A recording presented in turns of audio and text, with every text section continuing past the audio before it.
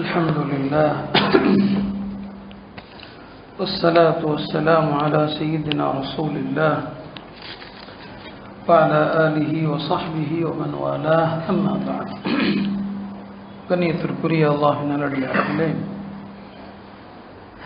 இன்றைக்கு சூரத்துல் அன்ஃபால் மற்றும் சூரத்து தௌபா ஓதப்பட்டது. இதில் அல்லாஹ் தஆலா பல்வேறு சட்டங்களை சொல்கிறான். போர்க்களங்களுடைய பல சட்டங்கள் வருகிறது. இதில் இடையில நடுவில் அல்லாஹ் தஆலா ஒரு 3 பிரிவினரை பற்றி சொல்கிறான். சமுதாயத்தில் இந்த 3 பிரிவினரும் சீர்கெட்டு போய்விட்டால் அந்த சமுதாயம் கடுமையான வழிகேட்டுக்குரிய சமுதாயம் என்று எச்சரிக்கிறான். அதில் முதல் பிரிவினர் யாருன்னா மத அறிஞர்கள். அல்லாஹ் யூத கிறிஸ்தவ மத அறிஞர்கள் எப்படியெல்லாம் மக்களை வழிகெடுத்தாங்கன்னு அல்லாஹ் சொல்கிறான். இப்போ நாம் அதுக்குள்ள விரிவாக போகல. 3 பிரிவினர்கள். ஆக மார்க்க அறிஞர்கள் சரியில்லை அப்படின்னு சொன்னால் இப்போ அந்த சமுதாயம் வழிகேட்டினுடைய உச்சத்துக்கே போயிடும். இப்போ கியாமத்துக்கு முன்னாலேயும் அப்படி நடக்கும்னு சொன்னாங்க. நல்ல அறிஞர்கள் எல்லாம் மௌத்தாயிருவாங்க. இப்போ மக்கள் தவறானவர்களை தலைவர்களாக ஆக்கி அவங்க சொல்கிறத கேட்பாங்க அப்படின்னு வருது. இப்போ மார்க்க அறிஞர்களுடைய அவங்க மக்களை தப்பாக வழி நடத்துறது, அதை பற்றி அல்லாஹ் பேசுகிறான். 2வது யார் அப்படின்னு சொன்னால் ஆன்மீகவாதிகள். இப்போ ஆன்மீகங்கிற பேரில் எல்லா மதத்திலையும் போலிகளும் ஏமாற்றுவாதிகளும் இருக்கிறான். ஆன்மீகத்தை உலகத்தை சம்பாதிக்கிறதுக்கான ஒரு பொருளாக வச்சிருக்கிறாங்க. இதையும் சொன்னால் ரொம்ப போயிடும். ரொம்ப எல்லாத்துலேயுமே இருக்குது, நம்மள்கிட்டையும் இருக்குது. ஆன்மீகங்கிற பேரில் உண்மையான ஆன்மீகத்தை நான் சொல்லலை. ஆன்மீகங்கிற பேரில் என்னங்க, ஒரு காலத்தில் உள்ள ஆன்மீகம் இருந்துச்சு, தசவுஃப்னு இருந்துச்சு. தசவுஃப் அப்படின்னாலே சூஃப் அப்படின்னா கம்பளின்னு அர்த்தம். இந்த ஆன்மீகவாதிகளுக்கு ஒரு காலத்தில் சூஃபின்னு சொல்லப்பட்டது. அவங்க கம்பளி ஆடையை அணிஞ்சிருப்பாங்க, ரொம்ப எளிமையாக இருப்பாங்க, ரொம்ப சாதா சீதாவாக இருப்பாங்க. இன்னைக்கு ஆடம்பர வாழ்க்கையை வாழ்கிறதே இந்த ஆன்மீகவாதிகள் தான். எல்லா மதத்திலையுமே அவங்கள்ட்ட இருக்கிற கார் என்ன, அவங்கள்ட்ட இருக்கிற பங்களா என்ன, அவங்க சாப்பிட்ற சாப்பாடு என்ன, இதை நீங்கள் எப்படி புரிஞ்சுக்கிட்டாலும் சரி. இன்னைக்கு யாரையும் நம்ப முடியல. ஆன்மீகத்தில் யாரையும் நம்ப முடியல. ஒரு காலத்தில் இருந்த ஷேகுமார்கள் எல்லாம் அவங்களுடைய பேணுதலும் எளிமையும் அதுக்கு முன்னால் இன்னைக்கு யாரையும் அப்படி சொல்ல முடியல. எல்லாம் எச்சரிக்கிறான். நாம் உலகத்தில் அரசியல்வாதிகளுடைய லஞ்சத்தை கேள்விப்பட்டிருப்பீங்க. குர்ஆன் மட்டும்தான் ஆன்மீகவாதிகளுடைய லஞ்சத்தை பேசுது. இன்னைக்கு ஓதுன ஆயத்தில் யா அய்யுஹல்லதீன ஆமனு இன்ன கஸீரம் மினல் அஹ்பாரி வர் ருஹ்பான் லயஅகுலூன அம்வாலன் நாஸி பில் பாத்தில். ஈமான் கொண்ட மக்களே, கிறிஸ்தவ யூத அறிஞர்களும் அவர்களில் உள்ள ஆன்மீகவாதிகளும் மக்களுடைய பொருளை தவறாக உண்கிறார்கள் அல்லாஹ் சொல்றான். பாருங்க, ஆன்மீகம்ங்கிற பேர்ல ஏமாற்றக்கூடியவர்களை குர்ஆன் அடையாளப்படுத்துது. அப்படி எல்லாத்துலையும் இருக்கிறான். 3வது சாரார் யாரார்? செல்வத்தை சேகரித்து வைத்து அதை செலவு செய்யாமல் வைத்திருக்கிற பணக்காரர்கள். வல்லதீன யக்னிஸூன ذஹப வல்ஃபில்லா, தங்கத்தையும் வெள்ளியையும் சேகரித்து வைத்து வலா யுன்ஃபிகூனஹா ஃபீ ஸபீலில்லாஹ், அது அல்லாஹ்வுடைய பாதையில் யார் செலவு செய்வதில்லையோ ஃபபஷ்ஷிருஹும் பிஅஸாபின் அலீம், அவர்களுக்கு கடுமையான வேதனையை கொண்டு எச்சரிக்கை செய்யும். பிறகு அந்த செல்வங்களை மறுமையில சூடாக்கி அவங்களுடைய நெற்றியில, அவங்களுடைய விலாப்புறத்தில், அவங்களுடைய முதுகில போடப்படும் அல்லாஹ் எச்சரிக்கிறான். இன்றைக்கு நான் அதைத்தான் விவரிக்க போறேன். இந்த தௌபா சூரால அல்லாஹ் ஜக்காத்தை பத்தி நிறையவே பேசுறான். ஜக்காத்தை பத்தி, யாருக்கு ஜக்காத்து கொடுக்க வேண்டும் அப்படிங்கிறத பத்தி இந்த சூறால தான் வருது. இன்னமஸ் ஸதகாத். நல்லா கவனிச்சிருந்தீங்கன்னா இந்த ஆயத்து ஓதப்பட்டிருக்கும். தர்மங்கள் யாருக்கு கொடுக்கணும்? லில் ஃபுகராஇ, ஏழைகளுக்கும், வல் மசாக்கீன், வறியவர்களுக்கும், வல் ஆமிலீன அலைஹா, ஜக்காத்தை வசூலிப்பவர்களுக்கும், வல் முஅல்லஃபத்தி குலூபுஹும், இஸ்லாத்தை புதிதாக தழுவியவர்களுக்கும், ஒஃபிர் ரிகாபி, அடிமைகளுக்கும், ஒல் காரிமீன், கடனாளிகளுக்கும், ஒஃபி சபீலில்லாஹ், போர்க்களத்தில் நிற்கிற அந்த வீரர்களுக்கும், ஒபினி சபீல், பயணத்தில் உடைமைகளை இழந்தவருக்கும். இந்த 8 பிரிவினருக்குத்தான் ஜக்காத்து கொடுக்க வேண்டும். ஃபரீதத்தம் மினல்லாஹ், இது அல்லாஹ்வுடைய கட்டாய கடமை. வல்லாஹு அலீமுன் ஹக்கீம். ஜக்காத்தை பற்றிய வசனம் இங்கே தான் வருது. 8 பேருக்கு அல்லாஹ் கொடுக்கணுங்கிறான். நாளை ஓதவிருக்கிற தௌபாவுடைய எஞ்சிய பகுதியிலையும் அல்லாஹ் இந்த ஜக்காத்தை பற்றி அங்கேயும் சொல்லுவான். நபி ஸல்லல்லாஹு அலைஹி வஸல்லம் அவங்களுக்கு அல்லாஹ் உத்தரவிடுவான், ஹுத் மின் அம்வாலிஹிம் ஸதகா, நபியே மக்களுடைய செல்வத்திலிருந்து இந்த கட்டாய தர்மத்தை வசூல் செய்யுங்கள். இந்த ஜக்காத்தானது துத்தஹீருஹும் மக்களை தூய்மைப்படுத்தும், வதுஸக்கீஹிம் அவங்களுடைய உள்ளத்தை பண்படுத்துங்கிறான். அதனால ஜக்காத்தை பற்றி கடந்த காலங்களில் நிறைய நாம் சொல்லி இருந்தாலும் ஒரு சில அவசியமான விஷயங்களை நான் இன்றைக்கு ஜக்காத்தை பற்றி உங்களுக்கு குறிப்பிட போகிறேன். அருமையானவர்களே, 4 விஷயங்களை பொருளாதாரத்தில் தெரிஞ்சுக்கிட்டா இந்த உம்மத்துடைய செல்வம் வந்து வலிமையாக இருக்குங்க. 4 விஷயத்தை தெரியணும். நான் ஏற்கனவே அதை சொல்லிட்டேன். ஒன்று என்ன, பாகப்பிரிவினை சட்டங்களை தெரியணுங்க. 2வது என்ன, வசியத்துடைய சட்டங்களை தெரியணும். 3வது என்ன, வக்ஃபுடைய சட்டத்தை தெரியணும். 4வது என்ன, ஜக்காத்துடைய சட்டத்தை தெரியணும். இந்த உம்மத்து 4 விஷயத்தை தெரியணுங்க. பாகப்பிரிவினை சட்டம், வசியத்துடைய சட்டம், வக்ஃபுடைய சட்டம், ஜக்காத்துடைய சட்டம். இந்த 4ஐயும் தெரிஞ்சோன்னு சொன்னா இந்த உம்மத்தில் ஏழ்மை வறுமைங்கிறதே இருக்காதுங்க. இந்த 4ஐயும் தான் நம்ம ரொம்ப தப்பு செய்யறதுனால அல்லாஹ் மோடி மாதிரி ஒரு ஆளை கொண்டு வந்து நம்மளை அடிச்சுக்கிட்டே இருக்கிறான். இந்த 4ஐயும் சரி பண்ணிட்டோன்னு வைங்களேன், மோடி அரசாங்கத்தை வீழ்த்துறதுக்கு பெருசா யோகம் என்னங்க ஒன்றும் செய்ய தேவையில்லை. இந்த 4ஐயும் இந்த உம்மத்து தவறு செய்கிற வரைக்கும் இந்த உம்மத்தில் 100க்கு 100 எல்லாரும் தஹஜ்ஜத் தொழுதாலும் ஆட்சி மாறாது. ஞாபகம் வச்சுக்கோங்க. ஆனால் இந்த 4ஐயும் நம்ம கண்டுக்கிறதாவே இல்லை. நாம் நினைக்கிறோம் திக்ர் மஜ்லிஸ் வச்சா சரியா போயிடும், ஷேகுமார்கள் வந்து துவா செஞ்சா சரியா போயிடும். ஆகவே ஆகாது. இந்த 4ஐயும் அல்லாஹ் சொல்லும் போது அவ்வளோ வலியுறுத்தி சொல்றான். நான் பாகப்பிரிவினையும் சொல்றேன், அல்லாஹ் அங்கேயும் சொல்லுவான் ஃபரீதா. ஞாபகம் வச்சுங்க, அல்லாஹ்வுடைய கடமை. இப்போ ஜக்காத்துடைய ஆயத்து ஓதுனம் பாருங்க, அங்கேயும் சொல்றான் ஃபரீதத்தம் மினல்லாஹ், அல்லாஹ்வுடைய கடமை ஞாபகம் வச்சுக்கங்க அப்படிங்கிறான். இது அல்லாஹ் தொழுகைக்கு கூட சொல்லலைங்க. தொழுகைக்கு கூட எங்கேயுமே இந்த வார்த்தையை எல்லாம் சொல்ல மாட்டிருக்கிறான். அப்போ பொருளாதார விஷயத்தை இந்த உம்மத்து எப்படி கையாளுகிறது அதுதான் அல்லாஹ் அவ்வளவு கவனிக்கிறாங்க. அது சரியானதா இந்த வணக்கம் இந்த முகட்டை தாண்டி மேலே போகும். அது சரியில்லை, நம்முடைய வணக்கங்கள் துவாக்கள் ஏற்கப்படாது. எனவே ஜக்காத்து சம்பந்தமாக சொல்லுகிற இந்த விஷயத்தை கவனத்தில் வைங்க. இப்போ 4 விஷயம் என்னைக்கும் சரியா இருக்கணும். ஜக்காத்து மக்காலே கடமையாயிடுச்சுங்க. ஜக்காத்து மக்கால இருக்கும் போதே கடமையாகி போச்சு. ஆனால் என்ன, மக்கால வந்து எந்த பொருள் எவ்வளவு இருந்தால் எவ்வளவு கடமை அந்த விவரங்கள் வரல. ஆனால் அங்கேயே கடமையா போச்சு. மக்கால இருக்கும்போது எவ்வளவு கொடுக்கறது கடமை தெரியுமா? ஒரு முஸ்லிம் இடத்துல தேவைக்கு போக கையில் இருக்கிறத பூரா ஜக்காத்தா கொடுத்தாரு. அப்படி ஒரு சட்டம் இன்னைக்கு இருந்தால் என்ன இருக்கு யோசிச்சு பாருங்க. குரான்ல வருது, எஸ் அலுவனக மாதா யுன்ஃபிகூன், என்ன எவ்வளவு செலவு செய்யணும்னு கேட்குறாங்க. நபியே சொல்லுங்க, கூலில் ஆஃபுவ, மிச்சம் இருக்கிறத பூரா செலவு பண்ணுங்க, மிச்சம் இருக்கிறத கொடுத்துறணுங்க. இவ்வளோ தேவை இருக்குதா இன்னைக்கு அப்படின்னு தெரியுது. இந்த ஒரு மாதத்துக்கு எவ்வளோ தேவை இருக்கும், இந்த தேவை போக மிச்சத்தை பூரா கொடுத்துறணும். இதுதான் மக்கால இருந்த ஜக்காத். ஆனாலும் அல்லாஹ் பெரிய கருணையாளன், அப்படியெல்லாம் மார்க்கத்தை கஷ்டப்படுத்த மாட்டான். அப்படி ஒரு பயிற்சி இருந்துச்சு. இப்போ மக்காலேயே ஜக்காத்து கடமை. மதீனா வந்த பிறகு கொஞ்சம் கொஞ்சமாக சட்டங்கள் வருது. ஹிஜ்ரி 2ஆம் ஆண்டு தான் இந்த ஜக்காத்துடைய சட்டங்கள் வருது. அப்போதான் என்னங்க எந்தெந்த பொருளில் ஜக்காத்து கொடுக்க வேண்டும் அப்படிங்கிறத ரசூல் ஸல்லல்லாஹு விளக்குறாங்க. அப்போ எந்தெந்த பொருளில் ஜக்காத்து, தங்கம் வெள்ளி, இது அந்த காலத்தில் பணம் தங்க வெள்ளியில் கடமை. வியாபார பொருளில் ஜக்காத்து கடமை. விவசாயம் செஞ்சால் விவசாயத்தில் ஜக்காத்து கடமை. கால்நடைகள் ஆடு மாடு ஒட்டகங்களில் கடமை. புதையல், இன்னைக்கு புதையல் எடுக்க முடியாது, அந்த காலத்தில் புதையல் கிடைச்சா அதில் ஜக்காத்து கடமை. அடுத்து என்னங்க, சுரங்கம், சுரங்கத்திலிருந்து தங்கமோ வெள்ளியோ கிடைச்சா அதில் ஜக்காத்து கடமை. இப்போ இதில் எவ்வளோ எதில் கொடுக்கணுங்கிறத நான் அடுத்து சொல்கிறேன். நபி ஸல்லல்லாஹு அலைஹி வஸல்லம் இந்த ஜக்காத்துடைய சட்டத்துக்கு எவ்வளோ முக்கியத்துவம் கொடுத்தாங்கன்னா வேற எந்த சட்டத்தையுமே ரசூல் ஸல்லல்லாஹு அலைஹி வஸல்லம் எழுதி வச்சது இல்லைங்க. இப்போ தொழுகையினுடைய சட்டம் எப்படி தொழணும் அப்படின்னு சஹாபாக்கள் யாரையாவது கூப்பிட்டு வச்சு எழுதுனாங்களா? இல்லை. நோம்புடைய சட்டங்களை எழுதுனாங்களா? இல்லை. ஆனால் நபி ஸல்லல்லாஹு அலைஹி வஸல்லம் அவங்க வஃபாத் ஆகிறதுக்கு சில மாதங்களுக்கு முன்னால் எழுத்தர்களை வைத்து ஜக்காத்துடைய சட்டங்களை எழுதுனாங்க. கால்நடைகள், ஒட்டகத்தில் எத்தனை ஒட்டகம் இருந்தால் என்ன வாஜிபு, ஆடுகளில் எவ்வளவு ஆடு இருந்தால் என்ன வாஜிபு அப்படின்னு எழுத்தர்களை வைத்து எழுதுறாங்க.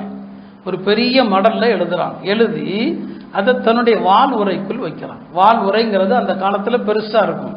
இப்போ மடல் பெருசாக எழுதி ஜக்காத்துடைய சட்டங்களை எழுதி தன்னுடைய வால் உரைக்குள் வைக்கிறாங்க. அவங்க நோக்கம் என்ன, இந்த மடலை எல்லா இஸ்லாமிய அதிகாரிகளுக்கும் அனுப்பி உங்க பகுதியில் இதுல என்ன சொல்லப்பட்டிருக்குதோ இந்த முறையில் ஜக்காத்தை வசூல் பண்ணுங்க அப்படிங்கிறதுக்காண்டி எழுதுறாங்க. இப்போ இந்த மடலை எழுதுறாங்க ஒன்று, அதை எதுக்குங்க வாளுரைக்குள் வைக்கிறாங்க? உலமாக்கள் சொன்னாங்க, வாளுரைக்குள் வைப்பதன் நோக்கம் என்ன தெரியுமா? யாராவது ஜக்காத்து கொடுக்க மறுத்தா அவனோடு வாளு தான் பேசும், நாவு பேசாது. ஜக்காத்து எவனாவது கொடுக்க மாட்டேன்னு சொன்னான்னு சொன்னா முஸ்லிமாவே இருந்தாலும் சரி வாளு தான் பேசும், நாவு பேசாது. அதைத்தான் அபூபக்கர் கடைபிடிச்சான். பெருமானார் இறந்த சில நாட்கள்ல ஒரு கூட்டம் நாங்கள் ஜக்காத்துலாம் தர முடியாதுன்னா அபூபக்கர் வாழை தூக்குனாங்க. உமர் போன்றவர்களே எங்க இதுக்கு போய் வாழை தூக்குறீங்களேன்னு சொல்லி, தொழுகையும் ஜக்காத்தும் அல்லாஹ் ரெண்டையும் இரட்டை குழந்தைகளை போல சேர்த்து சொல்றான். இந்த ரெண்டையும் பிரித்து பார்க்குறவனோடு நான் சண்டை போடுவேன். இந்த அபூபக்கர் மட்டும் மதீனாவில் தனியா நின்னாலும் சரின்ட்டாங்க. இப்போ நபி ஸல்லல்லாஹு வாளுரைக்குள் வைக்கிறாங்க, எல்லா அதிகாரிகளுக்கும் அனுப்ப நினைக்கிறாங்க. அதுக்குள்ள ரசூல் ஸல்லல்லாஹு அலைஹி வஸல்லம் மௌத்தாயிடுறாங்க. அவங்க காலத்துக்கு பிறகு அபூபக்கர் தான் வர்றாங்க. அந்த வாளுரையை எடுத்து அந்த மடலை எடுத்து தான் எல்லா இஸ்லாமிய நாடுகளுக்கும் அது பல பிரதிகள் எடுத்து அனுப்பப்படுது. ஜகாத்துடைய சட்டத்தை மட்டும்தான் ரசூல் ஸல்லல்லாஹு அலைஹி வஸல்லம் ஹயாத்தா இருக்கும்போது அதை விரிவாக எழுதுறாங்க. இதுல இருந்தே நீங்க புரிஞ்சுக்கங்க எவ்வளவு ஜக்காத்து அப்படிங்கிறத நீ முக்கியத்துவத்தை விளங்கி கொள்ளுங்க. ஜக்காத் எவ்வளவு உங்க கடமையாகுது? ஜக்காத்து கடமையாகிற செல்வம்னு சொன்ன தங்கம், வெள்ளி, விவசாய பொருள், வியாபார பொருள், சுரங்கம், புதையல்னு சொன்னேன். ஒரு மனுஷனுக்கு கிடைக்கிற செல்வத்தில் எந்த செல்வத்தில் முயற்சி கம்மியோ அதில் ஜக்காத்து ரொம்ப அதிகங்க. முயற்சி ரொம்ப கம்மி, அதில் ஜக்காத்து அதிகம். முயற்சி கூட கூட ஜக்காத்துடைய அளவு கம்மியாயிட்டே வரும். நீங்கள் உதாரணமாக நீங்கள்லாம் கணக்கு தெரிஞ்ச ஆளுக தான், எல்லாம் வியாபாரிகள். நான் சொல்கிறது உங்களுக்கு புரியும்னு நினைக்கிறேன். நான் கூட படிக்காத ஆள் தான், ஸ்கூலுக்கு நான் போகல, 4வது வரைக்கும் தான் நான் படித்தேன். ஏதோ அல்லாஹ் கொடுத்த விளக்கத்தை சொல்கிறோம். இப்போ ஜக்காத்து நீங்கள் பார்த்தீங்கன்னா உழைப்பு உள்ளதில் எதுலங்க கம்மி? புதையலில் தான் கம்மி. ஒரு ஆள் புதையல் எடுத்தாங்க, அந்த காலத்தில் புதையல்லாம் உண்டா இல்லையா? இதில் மனித முயற்சி இல்லை. புதையல் ஒரு ஆளுக்கு கிடைச்சதுன்னு சொன்னால் அதில் தாங்க உள்ளதுலேயே ஜக்காத்து அதிகம். 5ல் 1 பாகம் கொடுக்கணும். 5ல் 1 பாகம்னா என்ன? 100க்கு 20 சரிதானே? 5ல் 1 இல்லைங்க, 100க்கு எவ்வளோ கொடுக்கணுங்க? 20 கொடுக்கணும். 100 ரூபாய்க்கு 20 ரூபா கொடுக்கணும். அதில் தான் உள்ளதுலேயே ஜக்காத்து அதிகம். ஏன்னா இதில் மனித முயற்சி இல்லை, கிடைச்சதில்ல கொடு. அதில் 1 வருஷம் ஆகணுங்கிற கண்டிஷனும் கிடையாது. ஏன்னா அதில் உன்னுடைய உழைப்பு இல்லாமல் கிடைச்சதில்ல, கிடைச்ச இன்னைக்கே கொடுத்துரு, 100க்கு 20 கொடுத்துரு. அதில் 5ல் 1 கொடுக்கணும். மனித முயற்சி அதில் கம்மியா, அதனால உள்ளதில் அதுதான் அதிகம். அடுத்து அப்படியே பாருங்க, எல்லாத்திலும் அப்படியே பாதி பாதியாக வரும். விவசாயம் பண்றாரு, நீர் பாசனத்துக்கு செலவே பண்ணல. வானம் பார்த்த பூமி, மழை நீரை கொண்டு, ஆற்று நீரை கொண்டு, ஊற்று நீரை கொண்டு விளைச்சல் வருதுங்க. அவர் தண்ணிக்காக எந்த செலவும் பண்ணல. அந்த மாதிரி விவசாயம் வருதுன்னா அதில் எவ்வளோங்க கொடுக்கணும்? 10ல் 1 கொடுக்கணும். அதில் பாதி ஆயிடுச்சு பண்ணுங்க. அது 5ல் 1, 10ல் 1 என்ன அர்த்தம்? 100 கிலோவுக்கு 10 கிலோ, 100 கிலோவுக்கு 10 கிலோ. முன்னால சொன்னதில் பாதி ஆயிடுச்சா? 3வது பாருங்க, விவசாயம் பண்றாரு, தண்ணி செலவு பண்றாரு. தண்ணி செலவு பண்ண அந்த பகுதியில் என்ன கிடையாது, அதிக நீரூற்றுகள் இல்லை, நீர் பாசனத்துக்கு செலவு பண்றாரா? அதில் மார்க்கம் எவ்வளோங்க சொல்லுது? 20ல் 1. 20ல் 1 என்ன அர்த்தம்?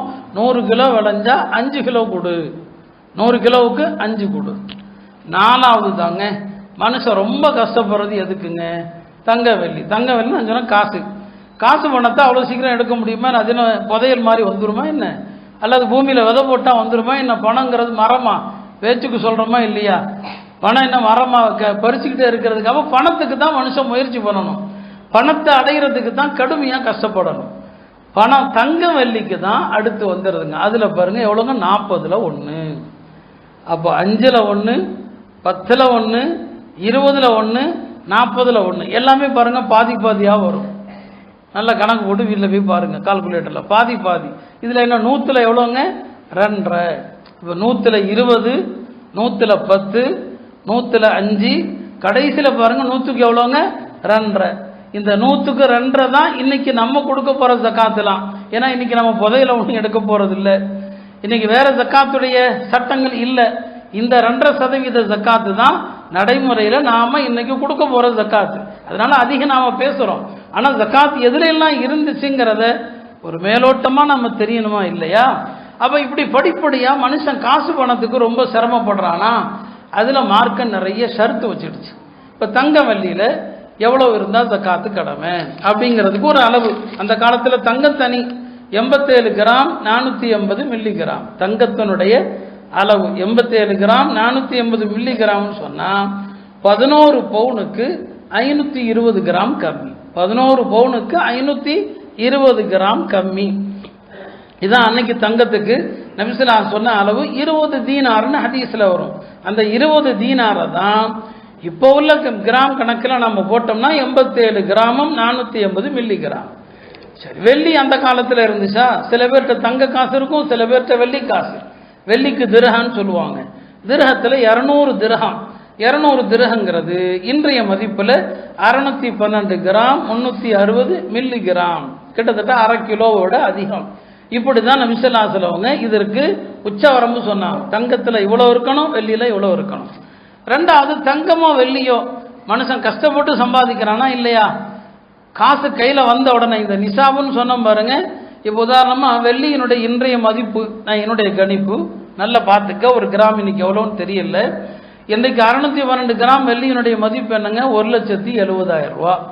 1,70,000 ரூபா. நான் வாலிபர்கள்ட்ட எப்போதுமே சொல்கிறேன், நீங்கள் சம்பாதிக்கும் போது முதல்ல நிசாப் அளவுக்கு பணம் வருதுன்னா அதை குறித்து வச்சுக்கோங்க. இப்போ 2 லட்ச ரூபா ஒருத்தர் சம்பாதிக்கிறாரா, நிசாபுடைய தொகை வாழ்க்கையில் முதல்ல வருது. இப்போ மார்க்கம் என்ன செய்யுது? வந்ததுமே ஜக்காத்து கொடுன்னு சொல்லலை. இது மனுஷன் கஷ்டப்படுறானா இல்லையா, உழைக்கிறானா இல்லையா? அதனால் ஒரு வருஷம் இந்த நிசாப் அளவுக்கு செல்வம் வந்து ஒரு வருஷம் ஆகும்போது இதில் 2.5% கொடு. இப்போ அந்த அடிப்படையில் பாருங்களேன், ஒருத்தர் ஷாபான் ஒரு கணக்கு வச்சுங்க, ஷாபான் 1ஆம் தேதி அவர் வந்து ஒரு 2 லட்ச ரூபா சம்பாதிக்கிறாருங்க. இப்போ அவருக்கு ஜக்காத் எப்போ கடமையாகும்? 1447. இந்த வருஷம் ஷாபான் 1ஆம் தேதி ஒருத்தர் 2 லட்ச ரூபா சம்பாதிச்சார்னா இனி அடுத்து 1440, அடுத்த வருஷம் 437 என்னங்க 8 ரஜப் மாதம் பிற 29 ஒரு வருஷம் முடிஞ்சிடும். ஷாபானில் பணம் வந்துச்சா, அடுத்த வருஷம் ரஜப் 29 ஆகும்போது ஒரு வருஷம் முடிஞ்சிடும். இப்போ அவர் ஜக்காத்து கொடுக்கணும். இந்த நடுவில் கூடுனது குறைஞ்சதுலாம் கணக்கு இல்லை. வருஷ ஆரம்பத்தில் நிசாப் இருக்கணும், வருஷ கடைசியில் அந்த தொகை இருக்கணும், அவ்வளோதான். நடுவில் வந்த ஏற்றத்தாழ்வுகள் அதெல்லாம் என்னங்க கணக்கில் வராது. அப்போ ஷாபான் 1ஆம் தேதி நான் இந்த அளவுக்கு பணம் சம்பாதிச்சிருக்கிறேன், அதை ஒரு டைரியில் எழுதி வச்சுக்கங்க. நம்மகிட்ட ஒரு டைரி இருக்கணும். ஜக்காத்து கடமையாகிற தேதி, நம்ம மரணத்துக்கு பின்னால் நாம் விரும்புகிற வசியத்துகள் அதை எழுதி வைக்கிறதுக்கு ஒரு டைரி இருக்கணும். எதையாவது வக்ஃப் செய்யணும்னு நினைக்கிறீங்கன்னா அந்த வக்ஃபுடைய நிபந்தனைகளை எழுதி வைக்கணும். எத்தனையோ விஷயங்களுக்கு நாம் டைரி எழுதுகிறோம். இந்த மாதிரி ஒரு டைரி என்னங்க இருக்கணும். அப்போ இதாங்க ஜக்காத்தில் கடைசி நிலை இதுதான். தங்க வெள்ளி இதில் ஜக்காத்து கடமையாகிறதுக்கு மார்க்கம் வரையறுத்த இந்த உச்சவரம்பு ஒரு வருஷம் ஆகும்போது அவர் அதுக்கு என்ன செய்யணுங்க? ஜக்காத்து கொடுக்கணும். அருமையானவர்களே, நான் ஜக்காத்துடைய சட்டங்களை சுருக்கமாக சொல்லி முடிச்சிட்றேன். அதுக்கு முன்னால் ஜக்காத்து நீங்கள் கொடுக்கலன்னு சொன்னால் மார்க்கம் 3 வகையில் எச்சரிக்குதுங்க. 3 வகையான எச்சரிக்கை. முதலாவது என்ன? ஜக்காத்து கொடுக்கல ஆகிரத்துடைய தண்டனை. ஆகிரத்துடைய தண்டனை 2 வகையாக வருதுங்க.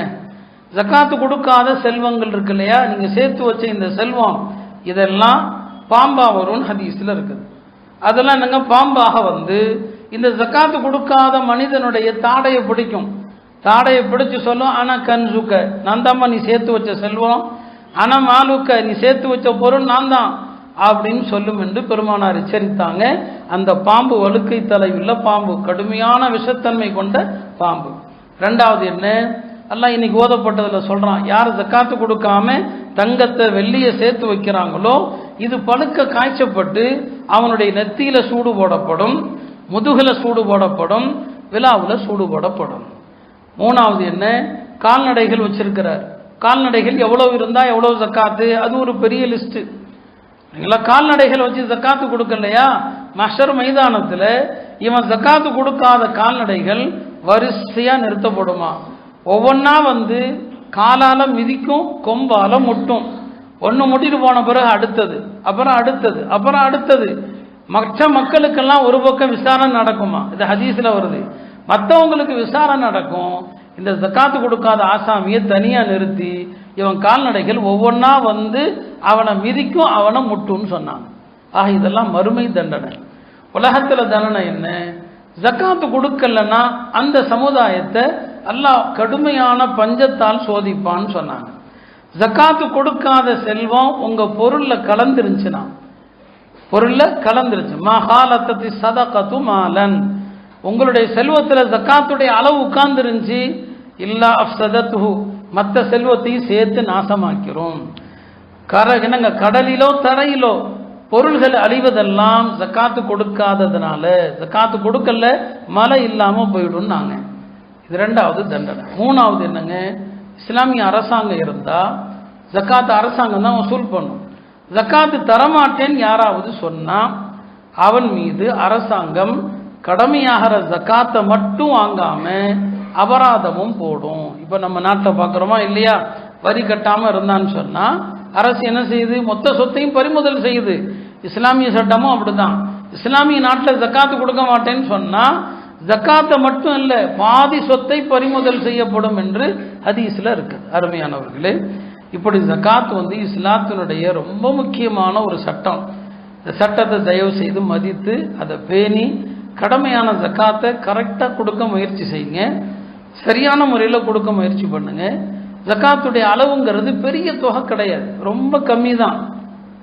நீங்கள் வருஷம் முழுவதுமே ஏழை எளிய மக்களுக்கு கொடுக்குற அந்த தர்மத்தை எல்லாமே நீங்கள் ஜக்காத்துனே கணக்கு வைங்க. குறைஞ்சபட்சம் அப்படி கணக்கு வச்சிங்கன்னா ஆண்டு இறுதியில் பார்த்தீங்கன்னா நீங்கள் கடமையான அளவு ஜக்காத்தை கொடுத்து முடிச்சிருப்பீங்க. அதனால் ஜக்காத்துடைய தேதி நிர்ணயம் பண்ணுங்க, எப்போ ஜக்காத்து கொடுக்கறது. பல முறை சொல்லியிருக்கிறோம், ஜக்காத்து ரமதானில் தான் கொடுக்கணும் அப்படிங்கிறது இல்லை. உங்களுக்கு எப்போ முதல்ல ஜக்காத்து கடமையாச்சோ அதுதான் நீங்கள் ஜக்காத்து கொடுக்க வேண்டிய அந்த நாளே தவிர ரமதான் கிடையாது. இன்னைக்கு நீங்கள் பழக்கத்தில் அப்படி வச்சுட்டீங்க. குறைஞ்சபட்சம் இனிமே ரமதானில் எந்த தேதிங்கிறதையாவது முடிவு பண்ணுங்க. ரமதானில் பிறை 1 அல்லது பிறை 10 முடிவு பண்ணுங்க. அந்த தேதி வர்றதுக்கு முந்தின நாள் வரைக்கும் எவ்வளவு பணம் வந்ததோ எல்லாத்துக்கும் கொடுக்கணும். இப்போ உதாரணமாக பாருங்க, ஷாபான் 1ல் ஒருத்தர் 2 லட்ச ரூபா முதலாக சம்பாதிச்சிருக்கிறார். 2 லட்ச ரூபா கையில் இருக்குது.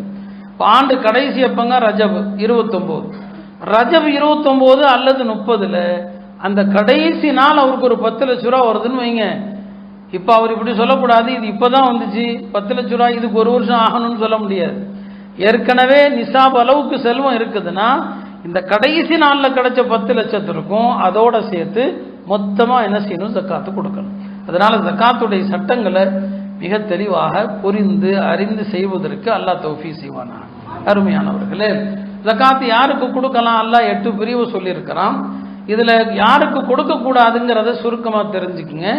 கணவன் மனைவி ஒருவர் மற்றவருக்கு ஜக்காத்து கொடுக்க முடியாது. கணவன் மனைவிக்கோ மனைவி கணவனுக்கோ கொடுக்க முடியாது. பெற்றோர் பிள்ளைகளுக்கு கொடுக்க முடியாது. அத்தாமார்கள், நம்முடைய தந்தை, தந்தையினுடைய தந்தை, அவங்களுடைய தந்தை, அம்மா, அம்மாவுடைய அம்மா, இவங்க யாருக்கும் கொடுக்க முடியாது. பெற்றோர்கள், பிள்ளைகள், பேர குழந்தைகள், இவங்களுக்கு ஜக்காத்து கொடுக்க முடியாது. இவங்களுக்கு ஜக்காத்து கொடுக்க முடியும். இதை தவிர மற்ற எல்லா உறவுகளுக்கும் கொடுக்கலாம்.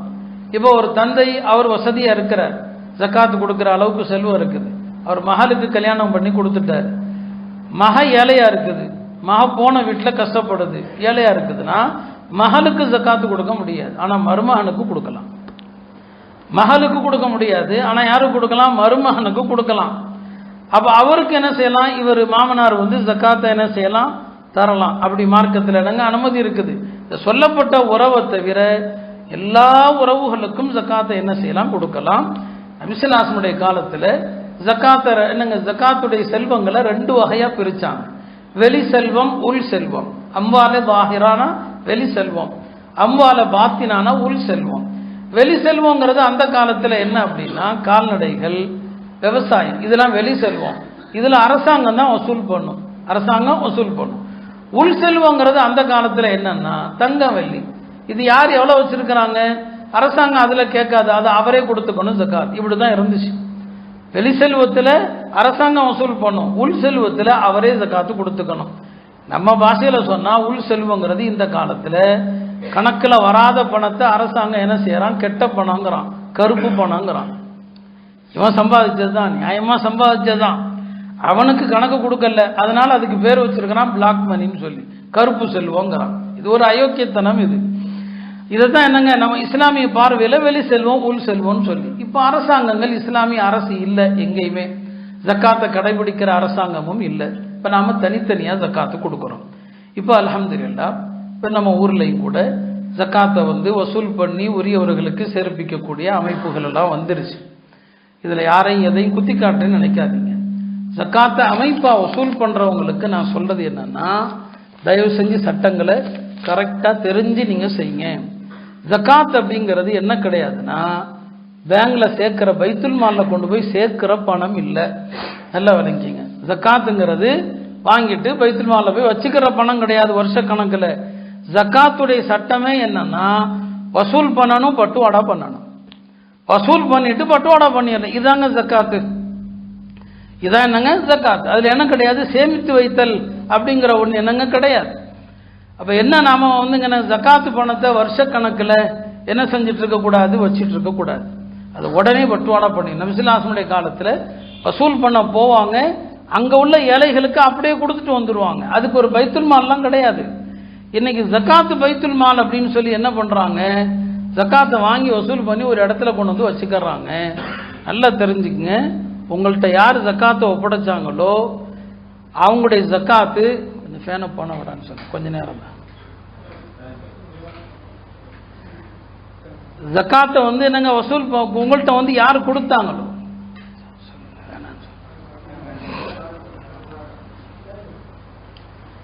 ஜக்காத்து என்னங்க உங்கள்கிட்ட கொடுத்துட்டாங்களோ, நீங்க அதை உரியவர்கள்ட்ட கொடுக்காத வரைக்கும் அவருடைய ஜக்காத்து நிறைவேறாது.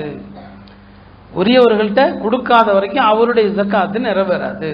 நான் கேள்விப்பட்டேன் சரிங்களா, சமீபத்தில் நம்ம ஊர்லயே என்ன பண்ணிருக்கிறாங்க, ஒரு அமைப்பு ஜக்காத்தை வசூல் பண்ணிருக்கிறாங்க கல்விக்காகன்னு சொல்லி. ஒரு வருஷம் அந்த பணத்தை சும்மாவே வச்சிருக்கிறாங்க. வாங்குறதுக்கு ஆள் இல்லைன்னு சொல்லி யார் கொடுத்தாங்களோ அவங்கள்ட்டயே ரிட்டர்ன் பண்ணியிருக்கிறாங்க. இது பாருங்க, ஒரு வருஷத்துக்கான ஜக்காத்து நிறைவேறாமல் போச்சா, பாவமாக போச்சு. நீங்கள் யார்கிட்ட ரிட்டர்ன் பண்ணீங்களோ, போன வருஷம் அவர் ஜக்காத்துங்கிற நியத்தில் கொடுத்தாரு. பணம் மனுஷன் கல்பை ரொம்ப மாற்றும். இப்போ நீங்கள் திரும்ப அவர் கையில் கொடுத்துட்டீங்க. இப்போ அவருக்கு ஒரு முதலீடு தேவைப்படும், பணம் தேவைப்படும்.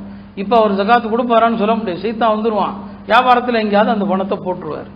இது எதனால் வேணா, வாங்கி நீங்கள் ஒரு வருஷம் வச்சிருக்கிறீங்க, இந்த ஒரு வருஷம் அவருடைய ஜக்காத்து நிறைவேறல. அருமையானவர்களே, ஜக்காத்து முதல்ல பயனாளிகளை ரெடி பண்ணிக்கங்க. பயனாளிகளை ரெடி பண்ணிட்டு அப்புறம் ஜக்காத்தை வசூல் பண்ணுங்க. நல்லா சொல்றேன், ஜக்காத்தை வசூலிக்கிற அமைப்புகளுக்கு சொல்லிக் கொள்றேன். முதல்ல வாங்க தகுதியான பயனாளிகள் யாரு, அவங்கள ரெடி பண்ணிட்டு அப்புறம் ஜக்காத்தை வசூல் பண்ணுங்க. வசூல் பண்ணி பணத்தை வச்சுக்கிட்டு பயனாளிகளை தேடாதீங்க. இது மார்க்கத்தில் கிடையாது. அப்ப ஜக்காத்து வாங்கணும், அப்படியே பட்டுவாடா பண்ணி முடிக்கணும். அந்த பணத்தை நீங்க வச்சிட்டு இருக்கிற ஒவ்வொரு நாளும் உங்க கையில யார் கொடுத்தாரோ அவருடைய ஜக்காத்து நிறைவேறாமல் இருக்கிறது. எனவே அருமையானவர்களே, ஜக்காத்து கூட்டா வசூலிக்கிறது முக்கியம் அல்ல. அந்த கூட்டு ஜக்காத்துனா என்னங்கிறத புரிந்து கொள்ளணும். நபி ஸல்லல்லாஹு அலைஹி வஸல்லம் காலத்துல ரெடியா இருக்கும் எல்லாமே, ஆளுகளை போற ரெடி. அதனாலதான் ஜக்காத்துல ஜக்காத்தை வசூலிக்கிற ஒரு நிர்வாகம் இருந்துச்சு. குர்ஆன்ல அல்லாஹ் சொல்றான் ஆமிலூன் என்று சொல்றான். தம்பிங்களா சும்மா ஆமிலூன் சொன்னா ஜக்காத்தை வசூலிக்கிற ஒரு என்னங்க ஒரு நிர்வாகமே இருக்கும். அதுல ஊர்ல யார் பயனாளிகள் அப்படின்னு ஒரு கூட்டம் லிஸ்ட் எடுப்பாங்க. ஜக்காத்து கொடுக்க வேண்டியவங்க யாரு அப்படின்னு ஒரு கூட்டம் லிஸ்ட் எடுப்பாங்க. பிரிச்சு கொடுக்கறதுக்குன்னு ஒரு டீம் இருப்பாங்க. இந்த டீமுக்கு பேர் தான் ஆமிலீன். இந்த ஜக்காத்து யாருக்கு கொடுக்கறோங்கிற 8 பேர்ல அல்லாஹ் அவங்களே சொல்றான், இந்த டீமுக்கு ஜக்காத்து பணத்திலிருந்தே சம்பளமா கொடுத்துருவோம். அவங்க உழைச்சாங்க பாருங்க, அதுக்கு ஜக்காத்திலிருந்தே சம்பளமா என்னங்க அவங்களுக்கு கொடுக்கப்படும். அது யாரு அவங்க அதுக்குள்ளான விரிவா போகல. என்ன தெரிஞ்சுக்குங்க, ஜக்காத் அப்படிங்கிறது ஒரு டீமா வசூல் பண்ணி பயனாளிகளை கண்டுபிடித்து உடனே கொடுத்தரணுமே தவிர நீங்க பணத்தை சேர்த்து வைக்க கூடாது. ஆக இது ஜக்காத்துல ரொம்ப முக்கியமானது ஒரு விஷயம். அதே போலதான் ஜக்காத்துல நீயத்து ரொம்ப ரொம்ப முக்கியம். நீயத்து இல்லைன்னா ஜக்காத்து கூடாது. நீயத்து எப்ப செய்யலாம், 2 இடத்துல செய்யலாம். ஒன்று, உங்க ஜக்காத்தை எல்லாம் கணக்கு போட்டீங்க, எவ்வளோ பணம் இருக்குது எவ்வளோ ஜக்காத்துன்னு சொல்லி தனியா எடுத்து வச்சிங்க. 1 லட்சத்துக்கு 2500 ரூபா, 10 லட்சத்துக்கு 25000 ரூபா. உங்க கையில 10 லட்சம் ரூபா இருந்துச்சுங்க, 25000 ரூபா நீங்க தனியா எடுக்கும் போது இது என்னுடைய இந்த வருடத்திற்கான ஜக்காத்து அப்படி நியத் பண்ணிட்டீங்க, அது போதும். அப்ப கொடுக்கும் போது நியத் பண்ணணும்னு தேவையில்லை. எடுத்து வைக்கும் போதே ஜக்காத்து நியத்துல எடுத்து வச்சுட்டீங்க, கொடுக்கும் போது நியத் பண்ணணும்னு தேவையில்லை. ஒருத்தர் அப்படி எடுத்து வைக்கல, அவருக்கு தெரியுது 25000 ரூபா ஜக்காத்து கடமைன்னு தெரியுது, எடுத்து வைக்கல.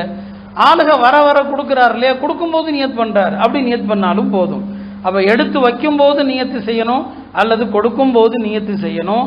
நியத்து இல்லை அப்படின்னா அதுக்கப்புறம் உங்களுடைய ஜக்காத் என்னங்க செல்ல. ஒரு ஆள் கையில பணமா கொடுத்தீங்க, ஜக்காத்துங்கிற நியத்தே பண்ணல, கொடுத்த பிறகு நான் ஜக்காத்தை நியத் பண்ணிக்கிறேன், நியத் பண்ணலாமான்னு சொன்னா உங்கள்கிட்ட இருந்து யார் வாங்கிட்டு போனானோ அவன் அந்த பணத்தை இன்னும் செலவு பண்ணாம இருந்தா நீங்க நியத்து பண்ணலாம். அவன் செலவு பண்ணியிருந்தா நியத் பண்ண முடியாது. அவன் செலவு பண்ணிட்டானா இல்லைன்னு எப்படி தெரிவிங்க? அதனால ஜக்காத்துல நியத்து ரொம்ப முக்கியம். இந்த நியத்தை என்ன செய்யணுங்க, நல்ல முறையில் தெரிந்து அதை என்னங்க பின்பற்றுவது அவசியம். அதே போல ஜக்காத்துல கடன்களுடைய ஜக்காத்திற்கு நான் பல தடவை சொல்லியிருக்கிறேன். உங்களுக்கு வர வேண்டிய கடன்கள் இருக்கு பாருங்க, வியாபாரிகளா இருந்தா நீங்க கொடுக்க வேண்டிய கடனும் இருக்கும், உங்களுக்கு வர வேண்டிய கடனும் இருக்கும். இந்த வர வேண்டிய கடன்கள் விஷயத்துல மார்க்க நமக்கு ஒரு சலுகையை தந்திருக்கு. இப்போ ஒரு பெரிய பெரிய வியாபாரம் பண்ணீங்கன்னு வைங்களேன், ஒரு 10 லட்ச ரூபா உங்களுக்கு கடன் வர வேண்டி இருக்குது. இந்த கடனுக்கு நீங்க வருஷந்தோறும் ஜக்காத்து கொடுக்கும்போது சேர்த்து கொடுக்கணும்னு தேவையில்லை. மாறாக அந்த பணம் எப்போ உங்க கையில வருமோ வந்த பிறகு கடந்த வருடங்களுக்கும் சேர்த்து கொடுத்தா போதும். ஒரு 10 லட்ச ரூபா உங்களுக்கு வர வேண்டி இருக்குது, 5 வருஷம் கழிச்சு வருது அப்படின்னு சொன்னா அந்த 10 லட்சத்திற்கு 5 வருஷத்திற்கான ஜக்காத்தை என்ன செய்யணும், கணக்கு போட்டு நீங்க கொடுத்தா. ஆக மார்க்கம் ஜக்காத்தை ரொம்ப லேசாக்கி இருக்குது. அதுல ஒரு பெரிய கஷ்டமோ சிரமமோ கண்டிப்பா மார்க்கம் தரல. அழகான முறையில கணக்கு போட்டு ஜக்காத்தை கொடுக்கலாம். வருஷம் முழுக்க நீங்க தனித்தனியா கொடுக்கறத ஜக்காத்துன்னு ஒரு நோட்டை போடுங்க. அந்த நோட்ல ஜக்காத்துடைய அளவை நீங்க எழுதிட்டே வாங்க, யாருக்கு எவ்வளவு கொடுத்துருக்கோன்னு எழுதிட்டே வாங்க. அதை கடைசியில கழிச்சுக்கிட்டா ஜக்காத்து லேசா போயிடும். ஜக்காத் கட்டடங்களுக்கு கொடுக்க முடியாது. பள்ளியாசல் கட்டடம் கட்டுறாங்க, வசூல் பண்றாங்க, ஜக்காத் பணத்தை கொடுக்கலாமா? கொடுக்க முடியாது. யாருக்கும் சம்பளமாக கொடுக்க முடியாது. நம்மள்ட்ட வேலை செய்யறவங்களுக்கு சம்பளமாக ஜக்காத்தை என்ன செய்ய முடியாது, கொடுக்க முடியாது. ஆக ஜக்காத்தை கரெக்டா கொடுக்கணும். இப்போ நோயாளிகள் இருக்கிறாங்க, நோயாளிகளுக்கு நீங்க ஜக்காத்து அவங்களுக்கு பணம் தேவைப்படுதுன்னா அவங்க கையில தான் கொடுக்க முடியுமே தவிர மருத்துவமனையில பணமா கட்ட முடியாது. ஏழை மாணவர்கள் கையில தான் பணத்தை கொடுக்கணுமே தவிர ஸ்கூல்ல ஃபீஸாக நீங்க கட்ட முடியாது. இந்த மாதிரி சட்டங்களை தெரிந்து கரெக்டான முறையில் ஜக்காத்தை கொடுக்க முயற்சி செய்யணும். இப்போ படிக்கிற மாணவர்கள் நிறைய பேர் இருக்கிறாங்க, அந்த மாணவர்களுக்கு மேற்படிப்புக்கு என்ன கிடையாது, வசதி இல்லை. இவங்களுக்கு ஜக்காத்து கொடுக்கலாமா? கொடுக்கலாம். சரி, இவங்க அத்தாட்ட நிசாப் அளவுக்கு செல்வம் இருக்கு, அவர் கொஞ்சம் பணம் வச்சிருக்கிறார், அவருக்கு ஜக்காத்து வாங்குற தகுதி இல்லை. பையன் பருவம் அடைந்த பையன், அவன்கிட்ட காசு எதுவுமே இல்லை, அவன் பேர்ல சொத்து எதுவும் இல்லை. அத்தா பணக்காரரா இருந்து மகன்கிட்ட எந்த சொத்தும் இல்லைன்னா அந்த பையனுக்கு ஜக்காத்து கொடுக்கலாம். ஞாபகம் வச்சுக்கோங்க. சட்டப்படி அந்த பையனை பருவம் அடைந்த பிறகு அத்தா சொத்து அவன் சொத்தாக ஆகாது, அவர் பேர்ல இருக்கிறது அவருக்கு. இந்த பையனுக்குன்னு எதுவுமே இல்லை, இப்போ அவர் கல்விக்கு செலவு பண்ற அளவுக்கு அவர்கிட்ட பணம் இல்லை அப்படின்னு சொன்னா இந்த பையனுக்கு என்ன செய்யலாம், ஜக்காத்து கொடுக்கலாம். எனவே அருமையானவர்களே, நிறைய சட்டங்கள் ஜக்காத்துக்குள்ள இருக்குது. எல்லாவற்றையும் ஒரே நேரத்தில் சொல்ல முடியாது. உலமாக்களிடம் கேட்டு அணுகி நம்முடைய செல்வங்களுக்கான ஜக்காத்தை முறையாக கொடுக்கக்கூடிய தௌஃபீக் அல்லாஹ் தருவானாக. ஹனஃபி மதுஹப்ல தங்கம் வெள்ளி இந்த ரெண்டும் எப்படி இருந்தாலும் கொடுத்து தான் ஆகணும். அது நகையா இருந்தாலும் கொடுக்கணும், காயினா இருந்தாலும் கொடுக்கணும், தங்க வெள்ளி கட்டியா இருந்தாலும் கொடுக்கணும். ஹனஃபி மதுஹப்ல இது ரொம்ப கஷ்டம். என்னுடைய மாணவர் ஒருத்தர் என்கிட்ட ஒரு கேள்வி கேட்டிருந்தார், அதில் போன வருஷம் கொஞ்சம் தங்கம் வாங்கினேன், 1 வருஷம் ஆயிடுச்சு, இந்த மாதிரி தாறுமாறா ஏறும் நான் நினைச்சா பார்த்தேன், நான் எப்படி போன வருஷம் வாங்கினேன் அந்த காசுக்கு ஜக்காத்து கொடுக்கறதா அல்லது இப்போ உள்ள விலைக்கு ஜக்காத்து கொடுக்கறதான்னு கேட்டார். ஏப்பா தங்கத்தில் மட்டும் இன்வெஸ்டே பண்ணக்கூடாதுன்னு, தங்கத்தில் மட்டும் இன்வெஸ்ட் பண்ணாத, ஏன் பண்ண? அப்போ அதில் வாங்கிட்டா போன வருஷம் உள்ள அந்த ரேட் இல்லை, இப்போ என்ன விலைக்கு விற்கப்படுதோ, இன்னைக்கு மார்க்கெட்டில் என்ன கிராம் ரேட்டோ அதுக்கு தான் ஜக்காத்து கொடுக்கணும். மனைகள் வாங்குறோம், மனைகள் வாங்குறவங்க விற்கணுங்கிற நியத்து வைக்காதீங்க. வாங்கி போடுறோம், பின்னால பிள்ளைங்களுக்கு ஹதியாவை கொடுக்கலாம், எந்த நியத்தும் இல்லாம மனைகள் வாங்கி போட்டா அதுக்கு ஜக்காத்து கிடையாது. அதனால மனைகள் வாங்குறதா சில நேரங்களில் மக்களுக்கு சில சலுகைகளையும் சொல்லிக் கொடுக்க வேண்டியிருக்கு. இது ஜக்காத்துல இருந்து தப்பிக்கிறதுக்கு சொல்லல. மனை வாங்குற நேரத்தில் காசு கூடும்போது விற்கிறதுங்கிற நியத்துல வாங்கினீங்கன்னா வருஷத்தோட ஜக்காத்து கொடுக்கும், நீங்க மாட்டிக்குவீங்க, அது பெரிய சிரமமா போயிடும். மனைகள் வாங்குறவங்க எந்த நியத்தும் இல்லாம வாங்குறேன், நாளைக்கு நான் வீடும் கட்டலாம், என்னுடைய பிள்ளைங்களுக்கு நான் அன்பளிப்பும் கொடுக்கலாம் அப்படிங்கிற நியத்துல வாங்கிக்கிட்டீங்கன்னா உங்களுக்கு காலத்துக்கும் அதுல ஜக்காத் இல்லை. அதனுடைய மதிப்பு எத்தனை லட்சம் எத்தனை கோடி ஆனாலும் சரி. அதனால மனைகள் வாங்குற நேரத்துல மட்டும் விற்கிற நியத்து இல்லாம பார்த்து கொண்டால் ஜகாத்து கொடுக்காம என்ன செய்யலாம், தப்பிக்கலாம். எல்லாம் வல்ல அல்லாஹ் இந்த வணக்கத்தை அழகான முறையில் உரிய முறையில் செய்யக்கூடிய தௌஃபீகை நம் அனைவருக்கும் தந்தருள்வானாக. வஆகிரு தஅவானா அனில் ஹம்துலில்லாஹி ரப்பில் ஆலமீன்.